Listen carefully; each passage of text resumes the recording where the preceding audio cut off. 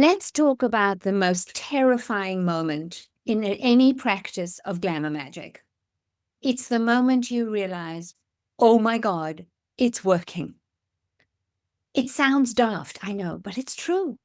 We spend so much time doubting, fiddling, circling in our thoughts, and then the moment comes, the magic actually works.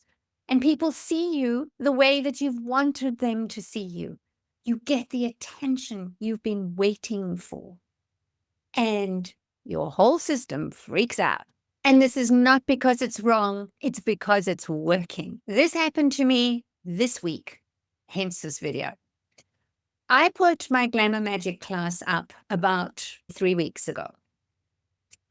I had been dithering about teaching this class for ages. But after my heart attack in 2023, I decided I was done with living in the boring zone.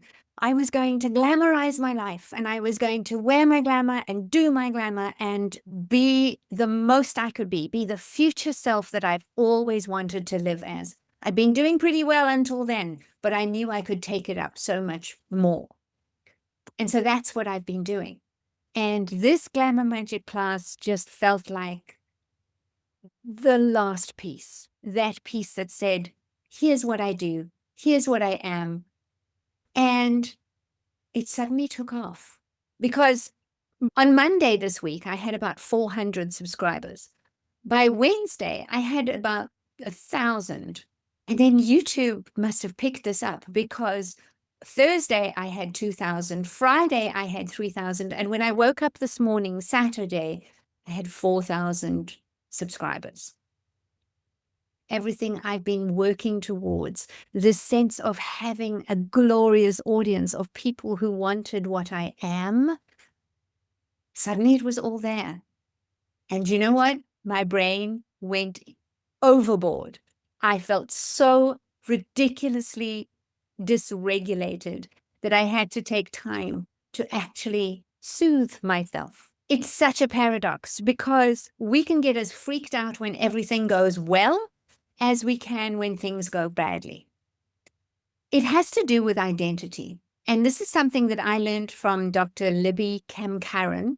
She has the big cat brain philosophy, and I'll put her link in the notes. She teaches that if you imagine your comfort zone as like this little circle, and just outside of that is your stretch zone. That is where your brain goes, okay, we can try this. This is not too far. We can do this. We know how this might turn out. So we're okay if you want to stretch into this. If you want to try this new thing or do this little thing, this is incremental growth. It doesn't push you too far out of the stretch zone. But sometimes we will stretch so far and we go straight into panic. And your brain scuttles back to safety because that is its job. It doesn't care about your feelings. It doesn't care about your desires and your goals. It wants to keep you safe. That is its job.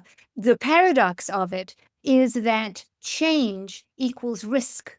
Change is intrinsically risky, and risk is something your brain wants to avoid at all costs. So when Glamour Magic directs the gaze and the spotlight lands on you, your body can feel it as danger.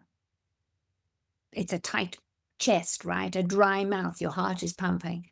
And it's not because there's anything wrong. It's because it's unfamiliar. And then for me, the old voices arrive from my theater days. You're only as good as your previous show. What if they don't get it? What if nobody likes you after this? What if you can't top this? And that is simply my nervous system trying to drag me back into who I've been. My future self will handle all of this very differently. And that's where my attention needs to go. But first, we apply some discernment. There is a point where you need to pause and go, does this feeling have merit? All feelings are legit, but some of them are just manufactured out of resume roles and your programming and your lived experience. And some of them are present and new. And the very newness is what triggers that risk factor in your brain, right?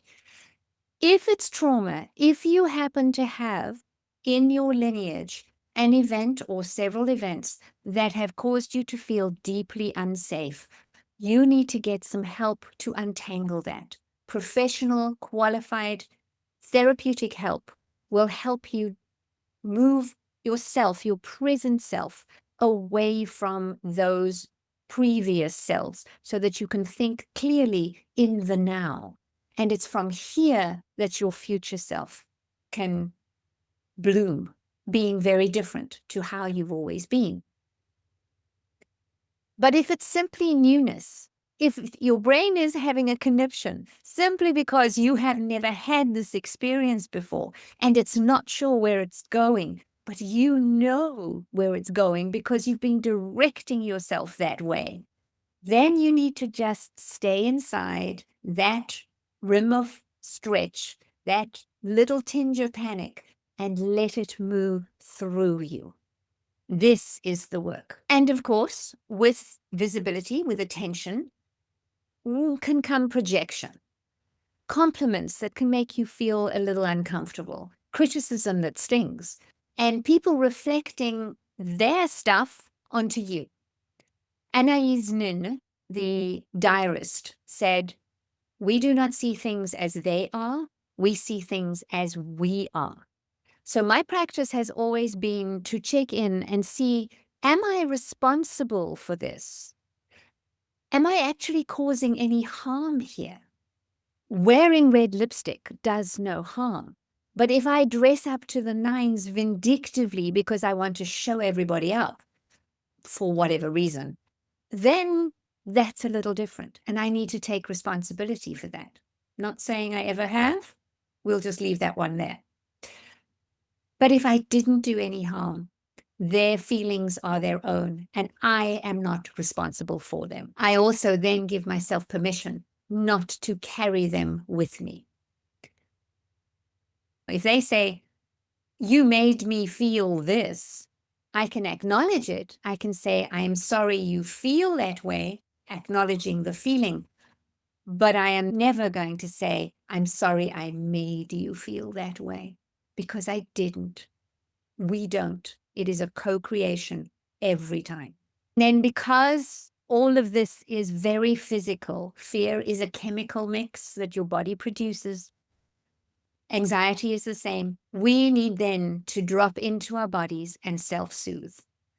I will deep breathe like I used to in the opera training, as full as my lungs can hold, and then a sip more just to show how big I can be.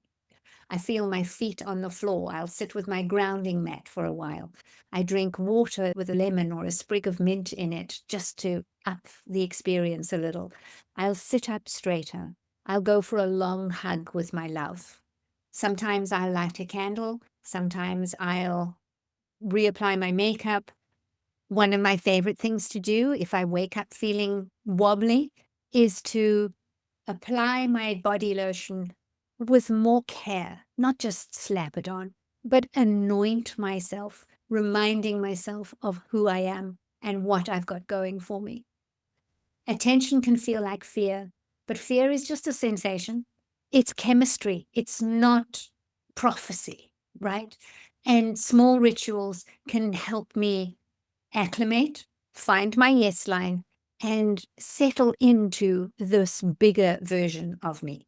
Because that bigger version of me is my future self. She's why I'm doing all this work, the version of me and the version of my life that I'm moving towards.